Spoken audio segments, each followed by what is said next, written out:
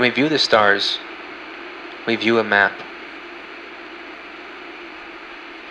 Ancient inquisitors wondered if perhaps the sun rose in the north, but after triangulating its exact position in the sky,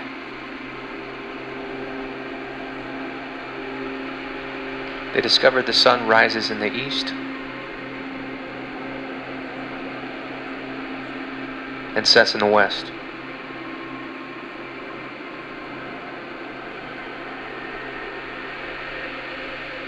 As they tracked the movements of the stars, they noticed one that stood still. It was called Boreas by the Greeks.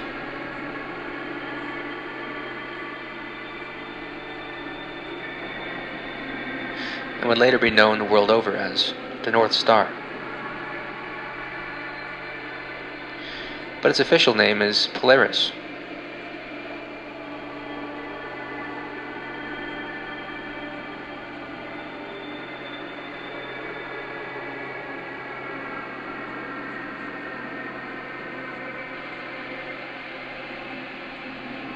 As ancient sailors drifted south of the equator, they noticed Polaris had disappeared.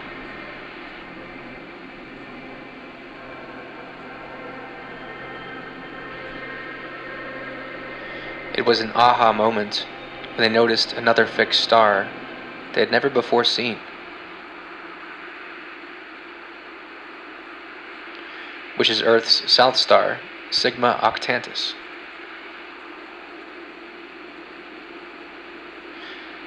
The aha moment was the realization of north and south along a sphere.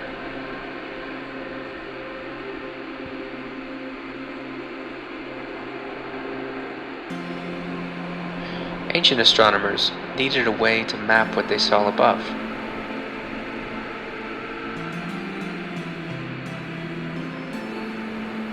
Not just for the sake of stories and gods,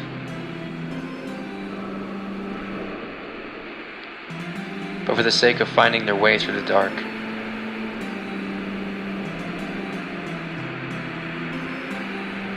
This system was known in ancient times as astrology, study of the stars.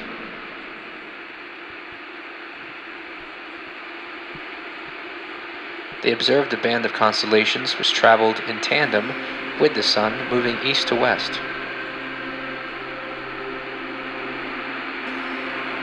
Dubiously known today as the zodiac. This outer circle represents the zodiac. The zodiac is always south of the northern polar constellations. And the northern polar constellations are always north of the zodiac.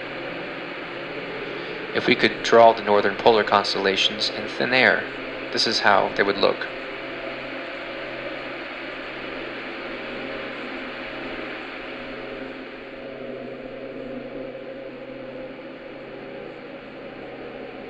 Since most of us are familiar with the zodiac constellations such as Scorpio and Gemini, who are their northern neighbors? Introducing the northern polar constellations. Andromeda is the northern neighbor of Pisces. In Greek mythology, she was the daughter of Cepheus, Cassiopeia. She was notoriously beautiful, so beautiful in fact that she was banished to the sea by Poseidon after Queen Cassiopeia bragged that she was more beautiful than the sea nymphs. Pisces is named after the gods of fertility, Eros and Aphrodite. After they escaped the wrath of Typhon, they transformed into fish.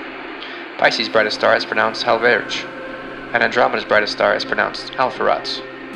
Aries is the southern neighbor of Perseus. Aries is based off the Egyptian god Amun-Ra, who had the head of a ram and was one of the 12 Olympians in Greek mythology. Ares' northern neighbor Perseus is the warrior best known for his tussle with Medusa. He was granted a shield by Athena, was granted invisibility by the sea nymphs, and defeated Medusa in a cave. Ares' brightest star is pronounced Hamil, and Perseus' brightest star is pronounced Alpha Persei. Taurus is the southern neighbor of Auriga. Taurus derives from the first letter of the Hebrew alphabet, and in Greek myth, Zeus transformed himself into this magnificent bull to win the affections of Europa. Auriga is a northern neighbor of Taurus who carried the sacred goat Capella on his shoulders, whose milk was given to Zeus. Legend has it he invented the four-horse chariot and was awarded his place in the stars by Athena. Taurus' brightest star is pronounced Aldebaran. and Auriga's brightest star is pronounced Capella. Gemini is the southern neighbor of the Lynx constellation. Gemini is represented by the dynamic duo Castor and Polyleptus. Polyleptus was the son of Zeus, and Castor was the son of King Tyndareus. Polyleptus was killed on a sea quest, which greatly upset Castor, so much so that Castor went to his father Zeus and begged Zeus to grant Polyleptus and Castor immortal life. Zeus agreed only on the terms that they would spend half their time on Earth and the other in the stars. Lynx was named during the Renaissance by Johannes Sibelius. He named it Lynx because of how dim it is in the sky, and proclaimed one could only have the vision of a lynx in order to see it. Gemini's brightest star is pronounced Polyleptus, and Lynx's brightest star is pronounced Alpha Lensis. Cancer is Leo Minor's southern neighbor. Despite Cancer's unsuccessful attempt at distracting Hercules during his battle with Hydra, Cancer was given a place in the stars by the goddess Hera. Also nicknamed by the 17th century astronomer Johannes Sibelius as Leo Minor, because he thought it quaint that it was nestled near the Big Bear and the Big Lion, and should therefore be a little lion. Cancer's brightest star is pronounced Beta Cancri, and Leo Minor's brightest star is pronounced 46 Leo Minoris. Leo is Ursa Major's southern neighbor. Leo is based off a fearsome lion which ravaged the ancient town of Nemea. As one of Hercules' 12 labors, he was ordered to kill Leo the lion by Eurystheia. Ursa Major is Leo's northern neighbor. Ursa is based off Callisto, who had an affair with Hercules. When Hercules' wife, Hera, found out, she turned Callisto into a bear. Callisto's son was out hunting one day and came across Callisto in the form of a bear, and before Callisto's son could shoot, Hercules threw them both into the sky, and thus we have Ursa Major and Ursa Minor. Leo's brightest star is pronounced Regulusa, and Ursa Major's brightest star is pronounced Alioth. Virgo is the southern neighbor of Boetes. Virgo is not only the largest constellation in the zodiac, but she also has the most legends tied to her name. She is the Babylonian Ishtar, goddess of war, Egyptian Isis, goddess of healing, and Demeter, goddess of the harvest. Boetes is the northern neighbor of Virgo. In Homer's Odyssey, Boetes is the herdsman responsible for preventing Callisto and her son from leaving the heavens. Virgo's brightest star is pronounced Spica, and Boetes' brightest star is pronounced Arcturus. Libra is Hercules' neighbor to the south. She is associated with the goddess Aphrodite, the goddess of love and beauty. She was well known for her gifts of charisma and commiseration. Her symbol of scales go back to ancient Babylon and represent harmony and symmetry. Hercules is her northern neighbor. He committed treacherous, unspeakable misdeeds and prayed to Apollo for forgiveness. In order to be exalted, Apollo ordered him 12 years of hard labor, beyond what any mortal could endure.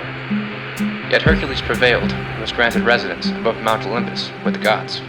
North of Hercules is the northern crown Corona Borealis. It was gifted from Dionysus to his wife Ariadne, but after her death, which some say was attributed to Perseus, Dionysus threw the crown to the stars. Libra's brightest star is pronounced Gibitus Camale, the northern claw of the scorpion. Hercules' brightest star is pronounced Cornophoros, and Corona Borealis' brightest star is pronounced Alphecca. Scorpius is the south neighboring constellation of Apoeuchus. Scorpius sits in opposition to his rival Orion, who Scorpius was sent to destroy by the earth goddess Gaia. Directly north is Apoeuchus, the snake-bearer and son of the god of poems and archery, Apollo. When Hades found out that Apoeuchus could bring the dead back to life, he convinced Zeus to strike Apoeuchus down with a thunderbolt. Directly north of Apoeuchus is the Lyra constellation, which contains the Old North Star Vega, which is one of the brightest stars in the northern sky. Lyra was a harp-like instrument played by the musical prophet Orpheus, which he brought with him on the sea voyage of Jason and the Argonauts. Scorpius' brightest star is pronounced Untiris. Apoeuchus' brightest star is pronounced Rizelhag, and Lyra's brightest star is pronounced Vega. Sagittarius is the southern neighbor of Aquila. The constellation is close to the center of the Milky Way. Sagittarius is said to have turned himself into a horse to wife Rhea's jealousy, and was a tutor of Jason, son of Aeson. North of Sagittarius is Aquila. Aquila is the eagle who carried Zeus's lightning bolts. The brightest star in Sagittarius is pronounced Cas Australis, which means southern bow. The brightest star in Aquila is pronounced Altuur. As the Earth turns, we wheel our way to Capricornus, which is south of the small constellation Delphinus. Capricornus is represented by the god of shepherds Pan. Along with Pisces, Pan was on the run for the monster made of snakes Typhon, and attempted to transform into a fish, but was only able to make it halfway. Therefore, he became the sea goat. North of Capricornus is Delphinus. Delphinus was a dolphin who helped the god of water and horses, Poseidon, marry Amphitrite, the feminine representation of the sea. The brightest star in the fairly dim constellation Capricornus is pronounced Deneb Elgidi, meaning tail of the goat. The brightest star in Delphinus is pronounced Roteneb. And finally, we make our way full circle to Aquarius. Aquarius is represented by the humble Ganymede. Zeus noticed Ganymede was graceful and intelligent, so Zeus transformed into a bird and literally took Ganymede under his wing to keep the gods' cups full of wine. North of Aquarius is Pegasus. After Perseus beheaded Medusa, Pegasus emerged from her neck. He was tamed by Bellerophon, who was the son of Poseidon. The brightest star in Aquarius is pronounced Sedalsaho, which is Arabic for luck of lucks, and the brightest star in Pegasus is pronounced Epsilon Pegasi. Here are the mascots for each northern polar constellation.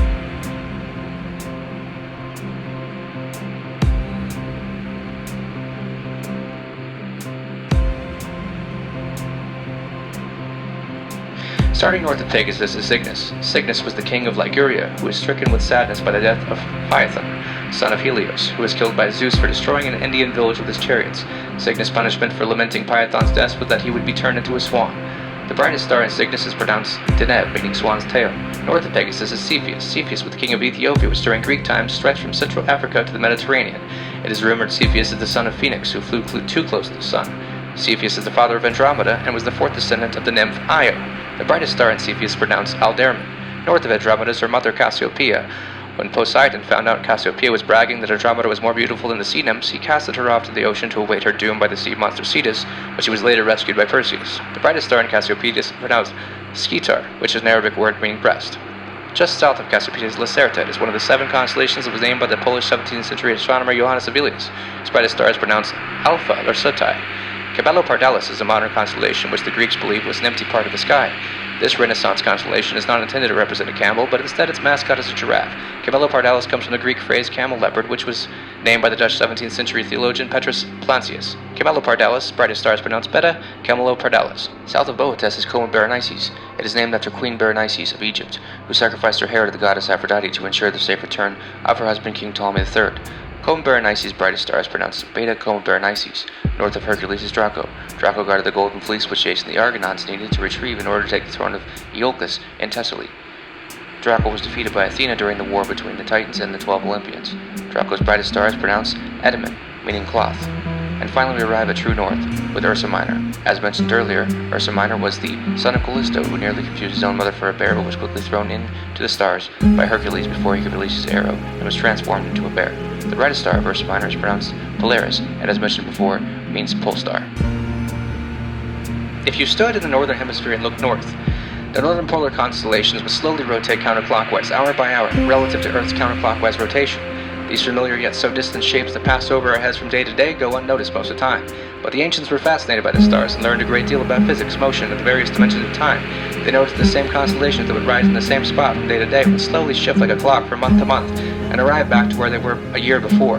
They remembered what the weather was like on that day and were mystified to discover that the Earth had traveled where it was before and therefore referred to it as a year. But they could only see one part of the sky at a time because the sky is so big that you have to turn your head. The only way you would be able to see the zodiac and the north constellations all at once would be if you were floating in space above the South Pole, and moreover, Earth would have to be transparent. But the strange thing is, you wouldn't see any of the constellations spinning. You would only see Earth spinning, and from the South Pole, Earth doesn't turn counterclockwise, it turns clockwise. From this angle, directly above the South Pole, you would have a much better idea as to how Earth moves relative to the Sun.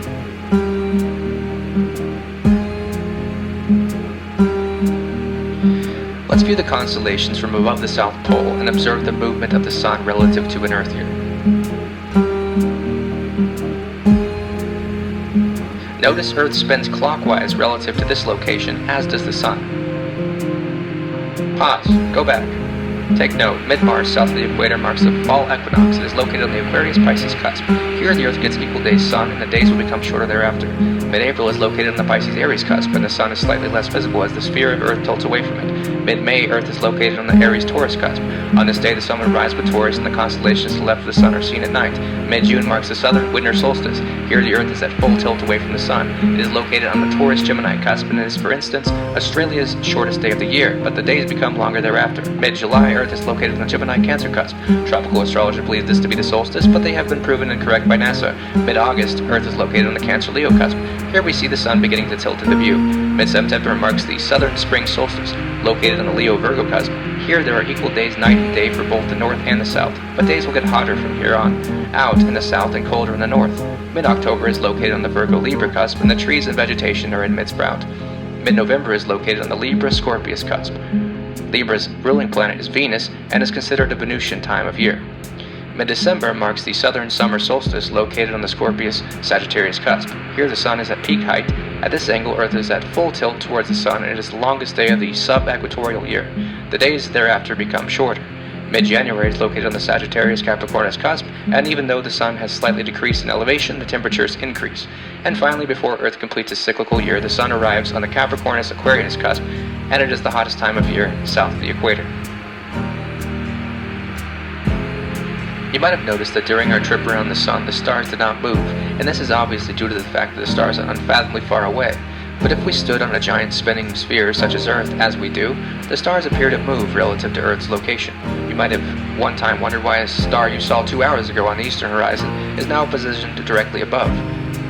To describe this phenomenon, here is an abstract explanation. Tommy and Tara are giant aliens.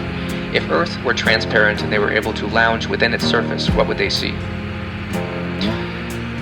From this perspective, an Earth day is sped up by about 85,000 times, or in other words, one Earth day is now 1 second of time. Much like an Arthur C. Clarke novel, Tommy and Tara have found a way inside an invisible spherical Earth, and are now having a nice relaxing lounge hundreds of miles below the surface of Antarctica. It may appear that these stars are spinning, but it is actually the Earth that is spinning. Now let's try to flip the Earth around in a very two-dimensional way. Tommy and Tara have levitated through the surface of the Earth and are now looking down from the northern hemisphere. Notice we see an entirely new set of stars. These are the southern polar constellations containing the South Star Sigma Octantis and a myriad of other stars that are not viewable from the northern hemisphere unless, of course, the Earth were transparent.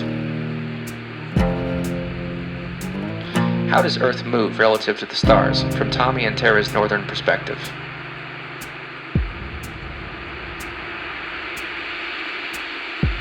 The answer is counterclockwise.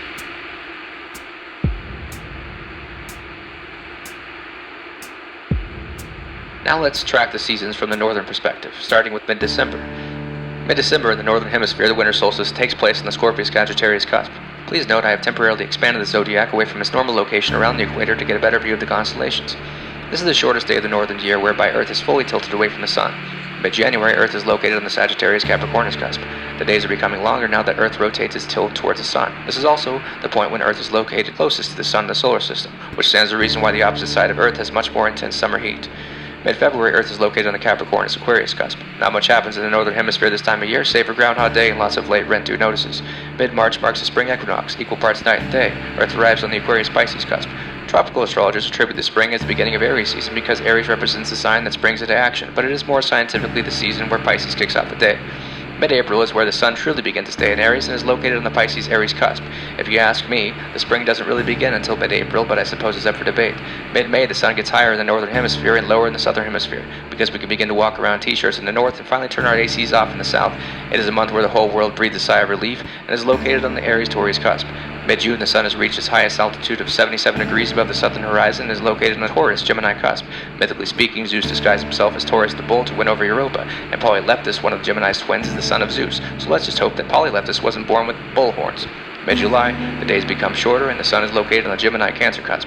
As one of the hottest times of year, it is one of the most overrated months. At this point, most of us can't wait until Halloween. Mid-August is located on the Cancer-Leo cusp. Cancer, the crab's battle with Hercules as he took on the Hydra, was the second of Hercules' 12 labors, and strangely enough, his battle with Leo the lion was his first, which begs the question, shouldn't Cancer and Leo be reversed? Mid-September, located in the Leo-Virgo cusp. It is where the harvest season of India, referred to as Onam, ends, and where the days of conservation and frugality begin. It is also the autumn equinox, whereby we have our last days of even night and day. Mid-October is located on the Virgo-Libra cusp. It is a symbolic time of year when the ancient Celts celebrated Samhain, the Christians celebrated All Saints' Day, and when a drunk person with a Superman cape locks his keys in his apartment. Mid-November is located on the Libra-Scorpius cusp. The sun begins its tumultuous dip into the season of freeze and heartbreak, and in mid-December we arrive back at the Scorpius-Sagittarius cusp, where we see the rise of the Scorpion in the day, and the rise of Orion at night, which represents the tug-of-war between the forces of light and dark. In the Book of Gilgamesh, Orion is Sagittarius, which makes sense considering, as Earth leaves the dark season of the Scorpion, glimmers of light begin with Sagittarius. Here are the northern and southern perspectives simultaneously. On the left we have the northern hemisphere spinning counterclockwise. On the right, the southern hemisphere spinning clockwise. Here is how Jupiter would look throughout the year from both perspectives. So as you can see, Jupiter is moving ever so slowly compared to the Sun. And that is because Jupiter is much further away from Earth than the Sun is, and so therefore the relative perspective is different.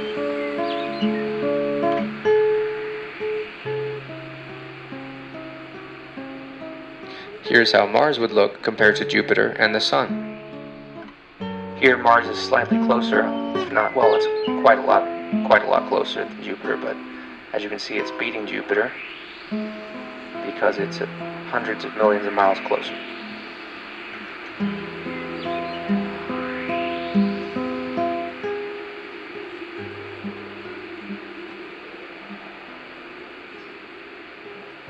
And here is how Venus would travel by comparison.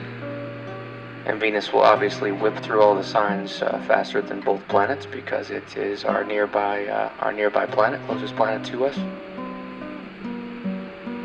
So Venus is 25 million miles away from Earth. Mars is 200 million miles away from Earth. And Jupiter is about 600 million miles away from Earth.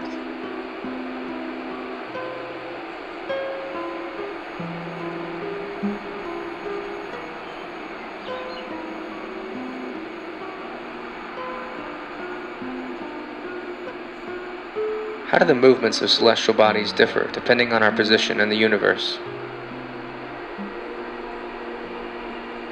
Let's begin with A.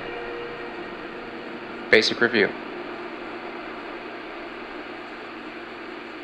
Our alien friends Tommy and Tara have shrunk down to human size to visit the pyramids of Giza in Cairo, 20 degrees above the equator in the northern hemisphere.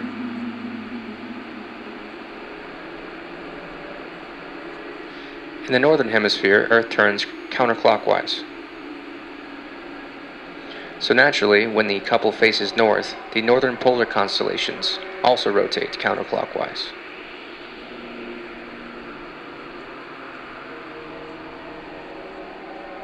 These are the northern polar stars, which include the constellations mentioned earlier. But when they turn away from the North Pole, the stars move clockwise.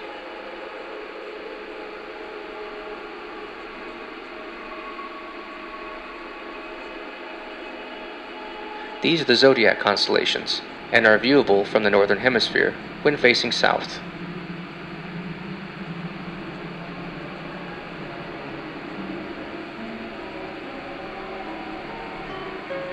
If it were possible to look north and south at the same time, the stars at the top of the screen are south, and the stars in the middle of the screen are north.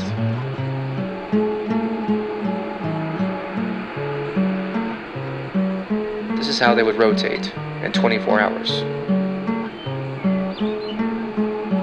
So the stars on the top of the screen here are the zodiac, and the stars in the middle of the screen are the northern polar constellations, which include Polaris in the middle there. From the perspective of Cairo, Egypt, how does Jupiter move in 4 months' time? Jupiter appears to move clockwise. But it has actually moved counterclockwise through the zodiac.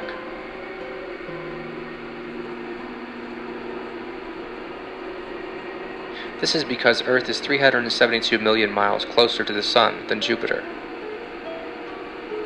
And what we see here in a time lapse of 4 months in Earth's sky is not so much Jupiter's movement, but more so Earth's movement around the Sun.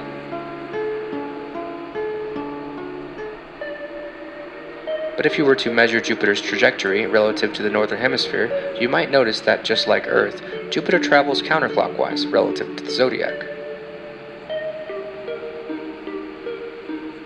Here's Jupiter relative to the Aries star 41 Ari in October.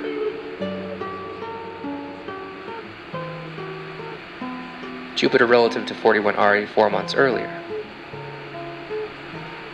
In early June, Jupiter was centered with 41 Ari. The arrow was in the middle. And in October, Jupiter was east of 41 Ari. The arrow was to the right of Jupiter. Here's a side-by-side comparison.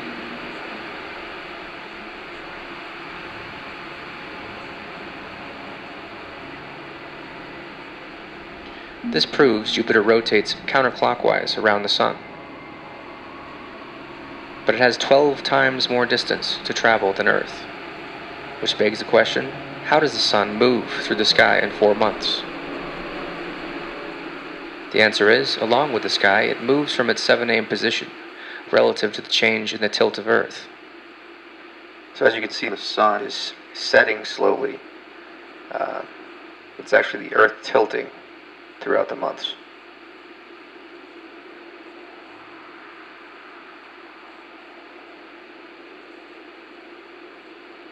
Unlike the Sun, Jupiter moves from east to west at its 7 a.m. position relative to Cairo. Here is a visual comparison to explain. So as we travel around the Sun, the Earth tilts further and further away from the Sun. Therefore, the Sun starts to drop in the sky. Meanwhile, Jupiter is just continuing its rotation relative to the rotation of the Earth. But if we are talking about a planet closer to the Sun than Earth, such as Venus, how would it move relative to Cairo? Since Venus was not visible this time of year, I went ahead and just made the horizon transparent to get a better idea. It appears Venus hasn't moved much over the months. Will it move or stay fixed? So from July to August, we see a phenomenon. We saw a phenomenon back in 2023, and you see it repeatedly over the years, and that's where Venus will actually look like it's going backwards.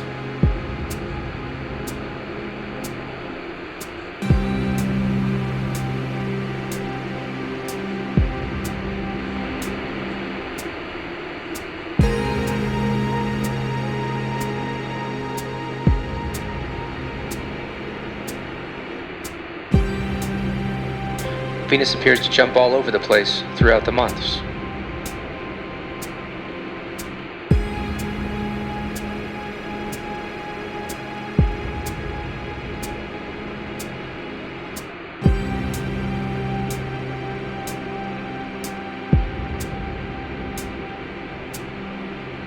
This is not because Venus is possessed. This is because Venus is closer to the Sun than Earth.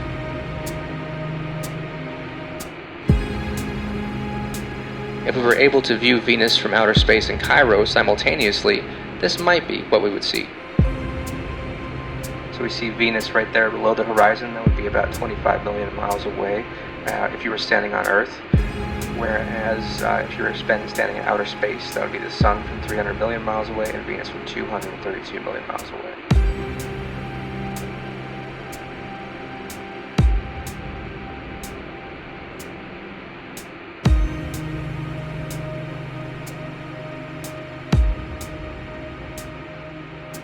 Here is how Venus moved from both perspectives, June to October 2023.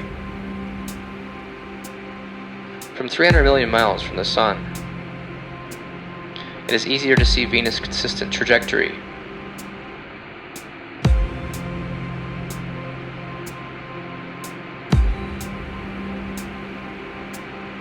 From Cairo's perspective, it is much more difficult. So the Sun that you see on the left is obviously the Sun from the Earth's perspective, and the Sun that you see in the middle is from the perspective outside of Earth, where we can get a view of the solar system.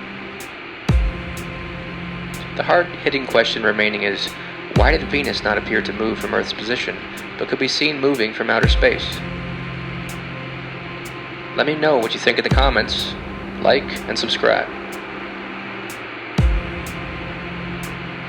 If we view the erratic movement of Venus from Earth's perspective and its consistent movement from space, what do we observe? Since this diagram doesn't take into account the tilt of the Earth, Venus is going to be slightly higher, slightly lower than it is here visually, but the basic pattern is correct. In early June, Venus was at its lowest point in Cairo's eastern horizon, and was on the opposite side of the solar system. At this time of year, Venus starts to become visible, whereas before it was kind of just hovering underneath the horizon. In early October, Venus was at its highest point in Cairo and was just about to change directions in the solar system. At that point, the Sun was on a decline and Venus was at its maximum height, which proves that the visibility of Venus has less to do with the tilt of the Earth as it does the position of Venus on the ecliptic in relation to Earth. Because Venus is really only visible on the east or west coast. And this has to do with the fact that the sun is kind of in the way most of the time.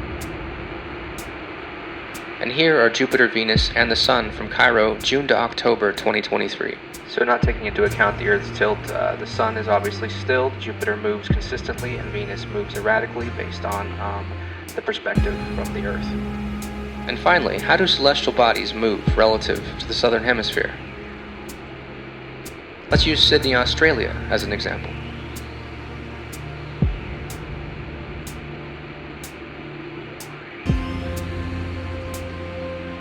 Earth turns clockwise in the southern hemisphere,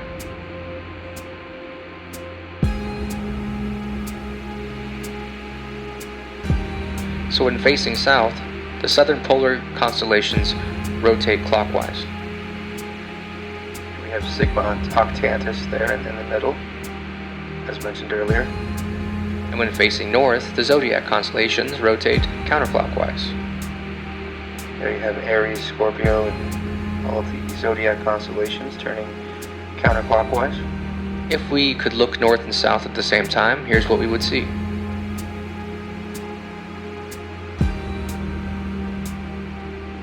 The stars that are in the higher points of the screen are actually north. So when you're south of the equator and you look at the zodiac, you're actually looking north.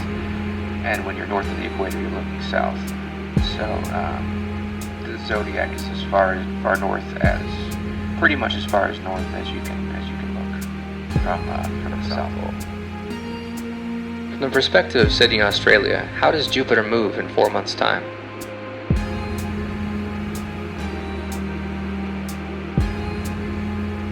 So we are looking north here rather than looking south. Since Earth turns clockwise in the southern hemisphere, Jupiter moves counterclockwise relative to Earth's sky. Because when the sky of the zodiac is turning counterclockwise. But over time, it gradually moves clockwise through the zodiac. In early June, Jupiter was centered in Aries between Pisces above and Taurus below. In early October, Jupiter was closer to Taurus than Pisces, and has therefore moved clockwise over time. Taurus is below, Taurus is above. Notice that it moves closer to Taurus, and that is a clockwise motion.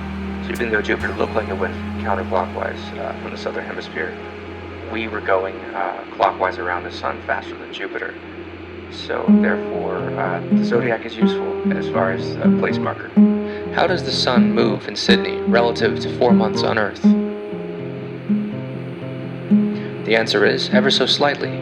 The Sun only moves from its 7 a.m. position relative to the tilt of Earth, which is what is responsible for the seasons. But it's not only the Sun that has a tilt, is going up, it's really the whole sky. So, the constellations are going to go higher, the Sun's going to go higher, Jupiter's going to go, all the planets are going to go higher simultaneously, because it's not actually the planets, it's the Earth that's going lower.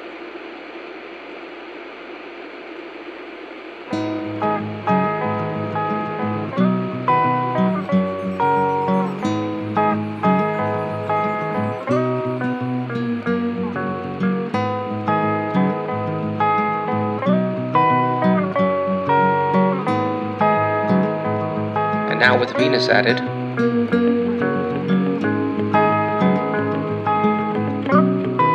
Venus remains invisible until September.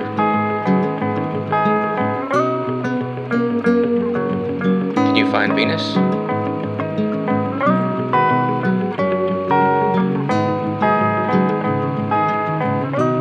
If we could view the Sun, Venus, and Jupiter from Sydney and outer space at the same time, here's what we might see.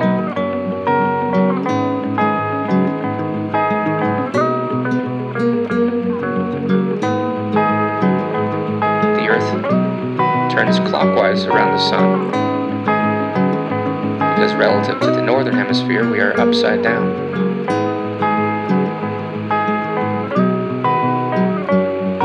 Venus is at its lowest point below the horizon when Earth and Venus are 7 zodiac signs apart.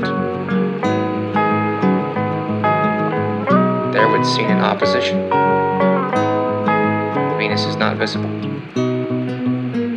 Venus is at its highest point above the horizon when Earth and Venus are 5 zodiac signs apart. They're from Scorpius to Pisces.